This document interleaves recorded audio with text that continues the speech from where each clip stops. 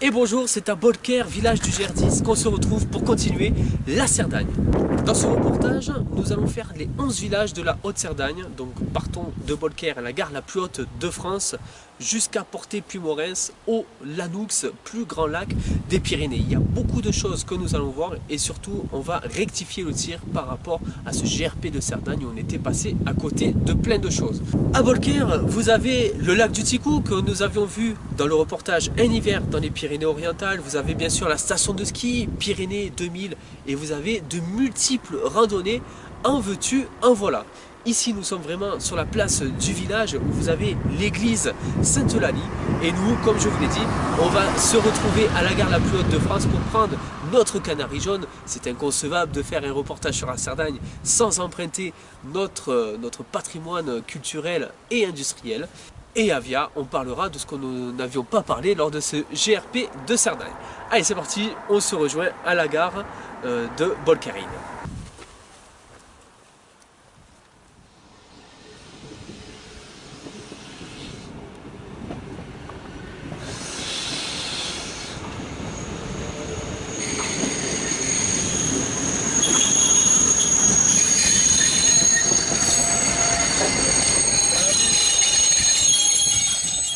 Donc voilà, après cette petite escapade en train jaune entre Bolker et Foromeux Odeyovia, on va en direction du four solaire qu'on avait déjà vu au GRP de Cerdagne, mais on ne s'en lasse pas de ce four solaire. Allez, à tout à l'heure.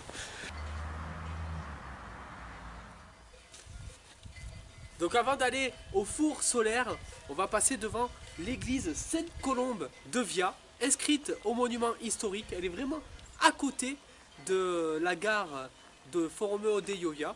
Donc voilà, ça vaut le coup quand même d'aller visiter ce monument, je le répète, inscrit au monument historique. Allez, on va au four solaire.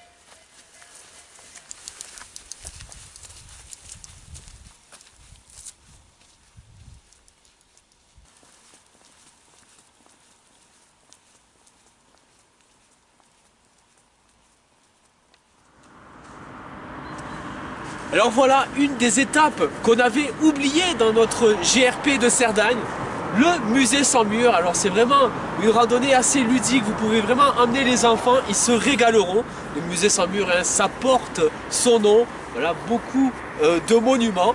Et bien voilà, dans la forêt, donc je vous invite à découvrir tout ça avant d'aller au Roc de la Calme.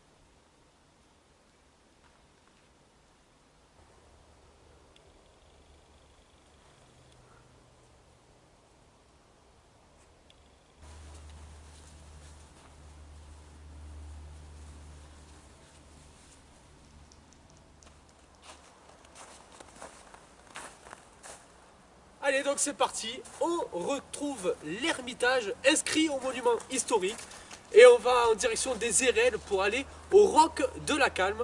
C'était une randonnée estivale, je vous laisse la découvrir.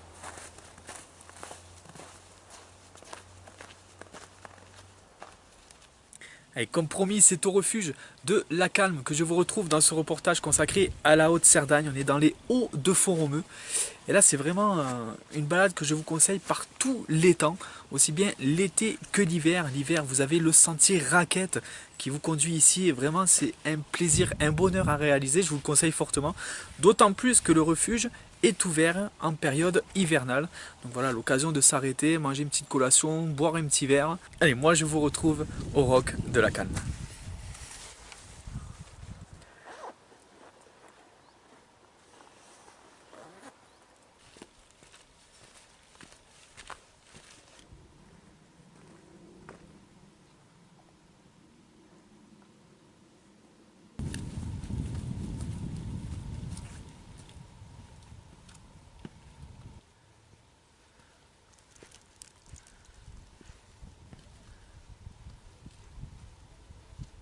Comme promis, je vous retrouve au Roc de la Calme avec sa table d'orientation et son superbe panorama. Mais je vous laisse profiter vraiment de ce spectacle qu'on trouve à plus de 2200 mètres d'altitude. Et moi, je vais en profiter pour finir ma boucle et revenir au refuge de la Calme avant d'aller sur Egat, Targassonne et les autres communes de cette Haute-Cerdagne.